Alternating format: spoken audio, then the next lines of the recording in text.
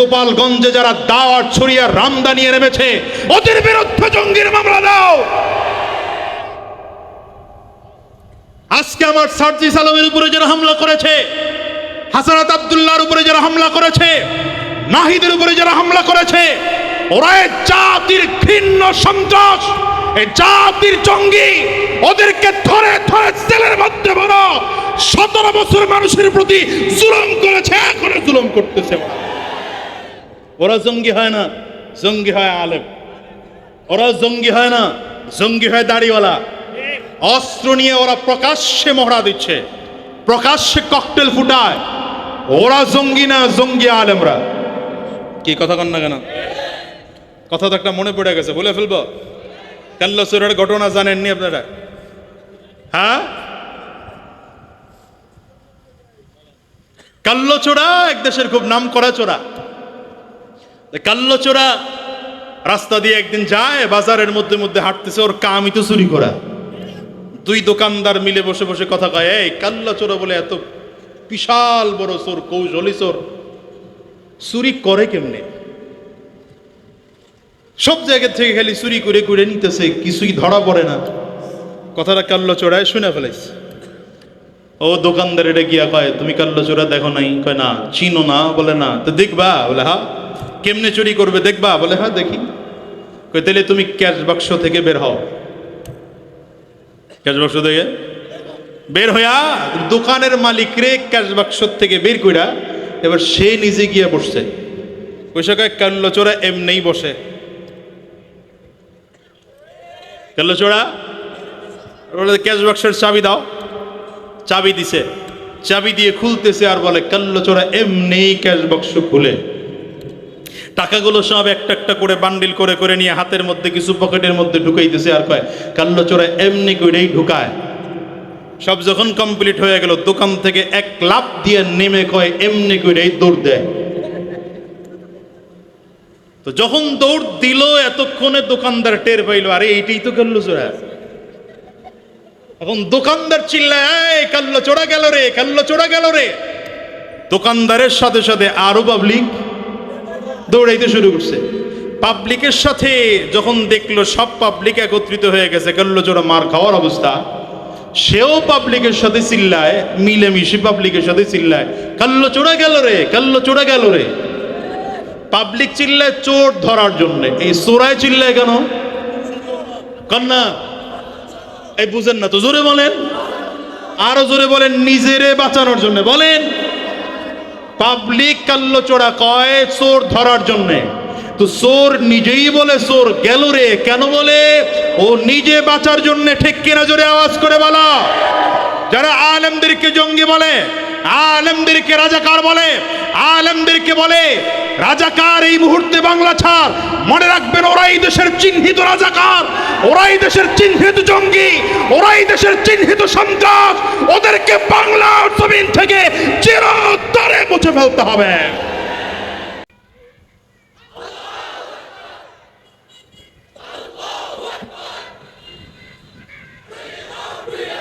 ভাইরা আমার, রাগ করলেন? وَإِذَا قِيلَ لَهُمْ آمِنُوا كَمَا آمَنَ النَّاسُ। রব্বে করিম বলেন, বেঈমানদেরকে যখন সাহাবায়ে কেরাম দাওয়াত দেয়, তোমরা ঈমান আনো, সাহাবায়ে কেরামদের মতো ঈমান আনো। বেঈমানগুলো সাহাবায়ে কেরামদেরকে পাল্টা জবাব দেয়, আনুমিনু কামা আমানাস সুফাহা। আমরা কি মূর্খ সাহাবায়ে কেরামদের মতো, বেকুব সাহাবীদের মতো ঈমান আনবো নাকি? মুসলমান ভালো করে মনে রাখো, সাহাবায়ে কেরাম বেকুফ ছিলেন না, সাহাবায়ে কেরাম মূর্খ ছিলেন না, সাহাবায়ে কেরাম বেকুফ ছিলেন না, সাহাবায়ে কেরাম বোকা ছিলেন না। কিন্তু এদেরকে যারা গালি দিয়েছে, দিন শেষে এরাই বোকা। আমিও বলি, আলেমদেরকে যারা গালি দেয়, আলেমরা অপরাধী নয়, তোমরাই অপরাধী। তবে রব্বে করিম বলেন, আমিনু কামা আমানান নাস। গোটা পৃথিবীর মানুষেরা সাহাবায়ে কেরামদের মতো ঈমান আনো। বলেন ঈমান আনতে বলেছেন কাদের মতো? জোরে বলেন কাদের মতো? ঈমান আনতে বলেছেন কাদের মতো? জোরে বলেন। দেখেন আল্লাহকে আবু জাহালও বিশ্বাস করত, আবু লাহাবও বিশ্বাস করত, ওতবা সাহেবও আল্লাহ একজন আছে বিশ্বাস করত, কি করত না? ওরাও বিশ্বাস করত। কিন্তু ওদের বিশ্বাস সাহাবায়ে কেরামদের বিশ্বাসের মধ্যে পার্থক্য আছে।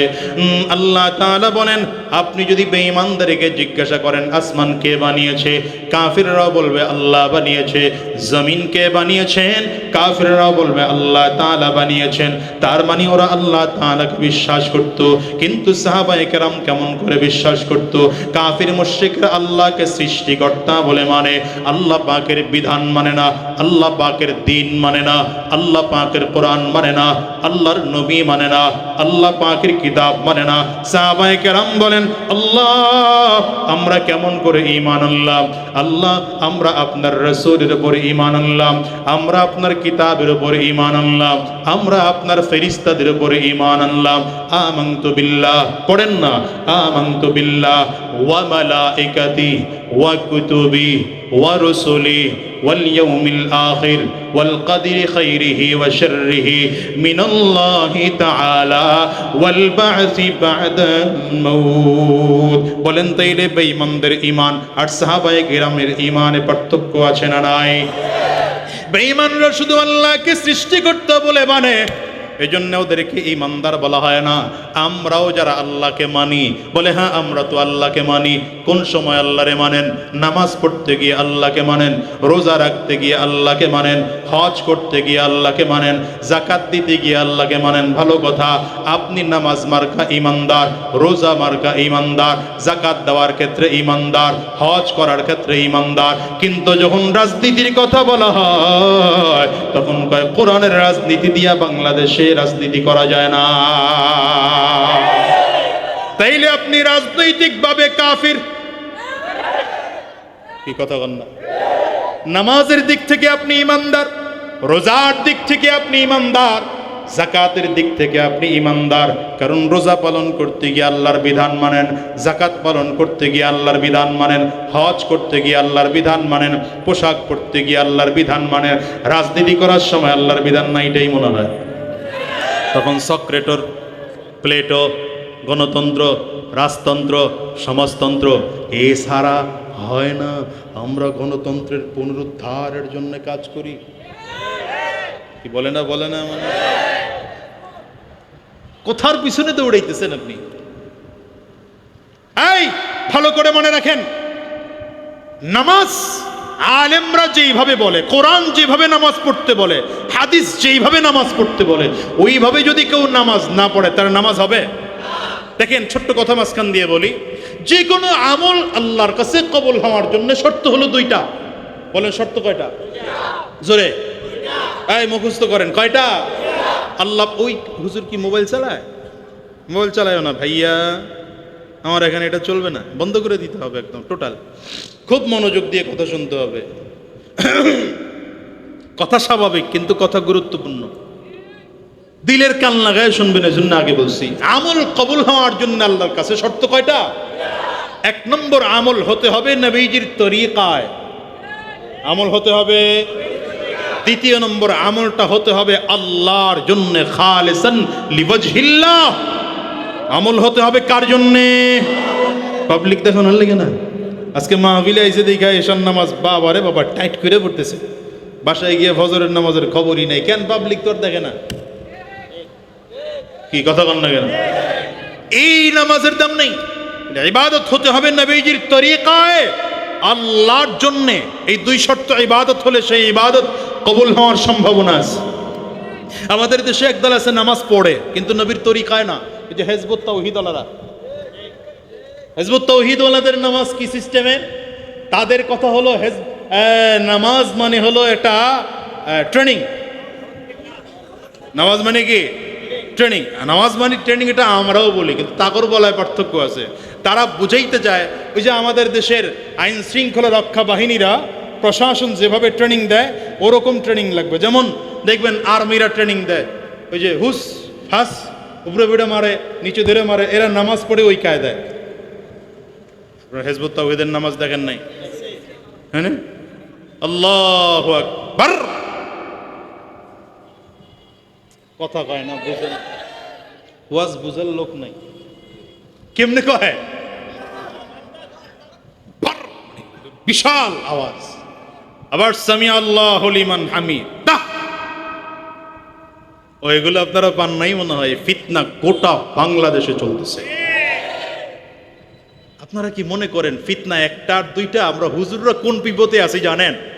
আমি তো মাঝে মাঝে বলি যে পীর সাহেব চরমনের সমালোচনা বেশি হয়, কারণ বাংলাদেশে আর পীর নাই।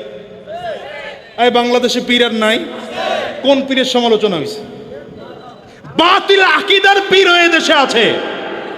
এমন পীর দেশে আছে যেই পীরদের আকীদা গ্রহণ করলে ঈমান ধ্বংস হয়ে যায়, অথচ এদের ব্যাপারে একটা বক্তব্য, একটা ফেসবুকের পোস্ট, একটা ইউটিউবের ভিডিও খুঁজে পাই না। তো পীর সাহেব চরমনের বিরুদ্ধে হাজার হাজার গীবত বলা কথা। সব থেকে বেশি সমালোচনা হয় পীর সাহেব চরমনের। কারণ কি জানেন? তিনি একদিকে ধর্মীয় নেতা, দ্বিতীয় দিকে রাজনৈতিক নেতা। ধর্মীয় দিক থেকে নেতা হওয়ার কারণে তিনি বাতিলের বিরুদ্ধে কথা বলেন, বাতিল খেপা কথা কয় না।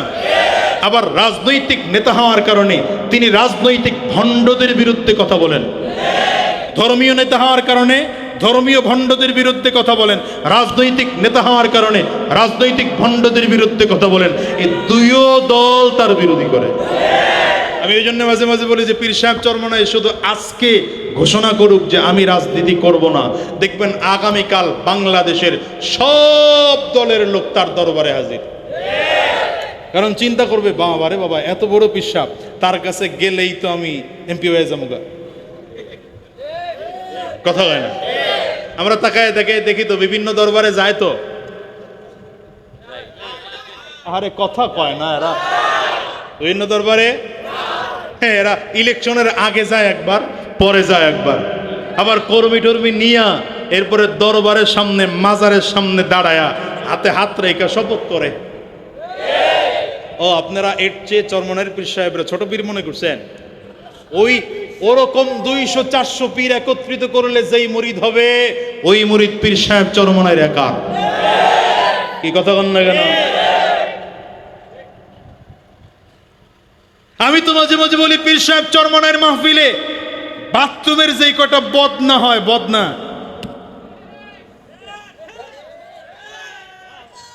পরেরটা কি কম বুঝছেন না? যে কটা বদনা হয় অন্যান্য বীরের দরবারে ওই কয়টা মানুষ হয় না। ছোট বীর মনে করছেন? বদনাম এত কেন?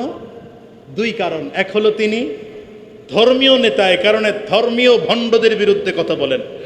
দ্বিতীয়, তিনি রাজনৈতিক নেতা, এই জন্য রাজনৈতিক ভণ্ডদের বিরুদ্ধে কথা বলেন। দুই দল কেউই সহ্য করতে পারে না।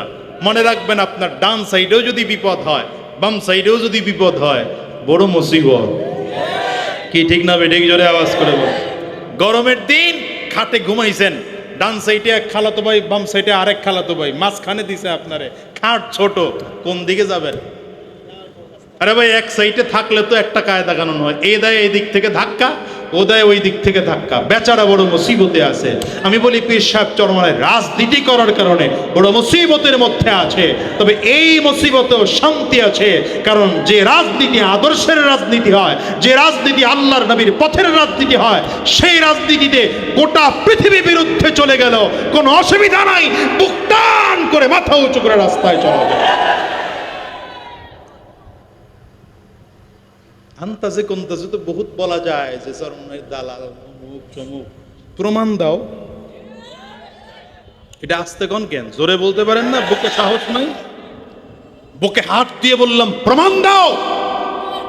আমাকে যদি প্রমাণ দিতে পারো পীর সাহেব চরমনাই কোন দলের দালালি করেছেন, কোন ব্যক্তির দালালি করেছেন, আমি বুকে হাত দিয়ে বললাম, খোদার কসম করে বললাম, আমি সেই দিন পীর সাহেব চরমনাইয়ের বিরুদ্ধে ওপেন বক্তব্য দেব। প্রমাণ দিতে পারবা না, আন্তাজে কথা কইবা, লাভ আছে? এই আন্তাজে কথা বলার উদ্দেশ্য হচ্ছে তুমি কি কইবা কথার জায়গা পাও না, তোমার গায়ে আঘাত লাগছে এই জন্য বিরোধিতা করো। কি কথা বল না কেন? আমি বলি ভাই, পীর সাহেব চরমনাই যে রাজনীতি করে, এই রাজনীতি যদি আপনারে বুঝাইতে পারতাম, আপনি আপনার দল ছেড়ে দিয়ে আপনিও ইসলামী রাজনীতির জন্য পাগল হয়ে যেতেন। কেন আমরা রাজনীতি করি? ওই 2001 থেকে শুরু হয়েছে নির্বাচন, এর আগেও নির্বাচনে অংশগ্রহণ করছে। পিসাব চরমনে এখন পর্যন্ত একটা এমপিও হইতে পারে নাই, মন্ত্রীও হইতে পারে নাই। এই কয়েকজন হাতে গোনা চেয়ারম্যান, তাও আছে আর নাই, এর মধ্যে ঝুলে রইছে। অত নরভরে মনে করেন না ভাই, সব পালাইছে সব। আলহামদুলিল্লাহ এখনো হাত দিয়ে আছি, পালাই নাই ইনশাআল্লাহ। কথা কন না কেন? পালাবো না। যারা বলেছিল পালাবো না, এরা কই? হ্যাঁ, কথা কন না কেন? এরা কই? বসেন বসেন বসেন বসেন বসেন, ইনশাআল্লাহ ইনশাআল্লাহ। সুতরাং মুসলমান আমরা ছিলাম, আছি, থাকবো। কথা বলেন, ছিলাম, আছি, থাকবো, ছিলাম, আছি, পালাবো না ইনশাআল্লাহ। নতুন করে কেউ জুলুম করতে আইসো না, নতুন করে কেউ জুলুম করতে আইসো না। মনে রাখবা, আগের জালিমের পতন যেমন হয়, পরের জালিমের পতন তার থেকে কয়েক গুণ বেশি হয়।